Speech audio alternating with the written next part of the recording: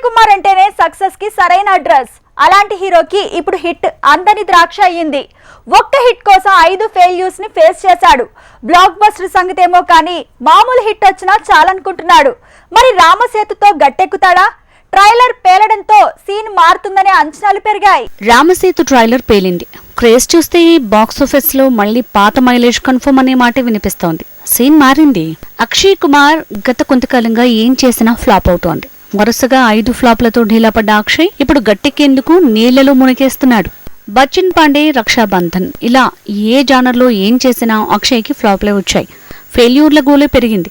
ఏం చేస్తే హిట్ వస్తుందా అనే లోపు రామసేతు వచ్చి సీన్ మార్చేలా ఉంది. Kathputli, Prithviraj Chauhan, Atrangi Re, Bell Bottom, Lakshmi, Good News ఇలా ఏ మూవీ చూసినా బాక్స్ ఆఫీస్ లో ఢీలా పడ్డ ప్రాజెక్టులే. అన్ని పంచులు పడ్డాక హిట్ మెట్టెక్కేందుకు లెక్క మార్చాడు అకే. రామసేతుతో దూకుడు పెంచాడు. బాలీవుడ్ లో ప్రెజెంట్ కంటెంట్ ఉన్న సినిమాలు గట్టెక్కుతున్నాయి.